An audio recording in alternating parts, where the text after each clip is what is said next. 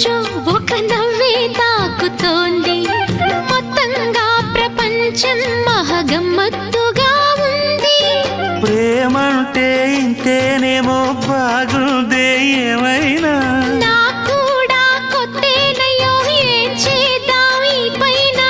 కాస్తైనా కంగారు తగ్గాలి కాదన్ను ఏం చేసినా. సరసం ఇంకా ఎక్కువైతే చచా చిచి తప్పదయ్యో.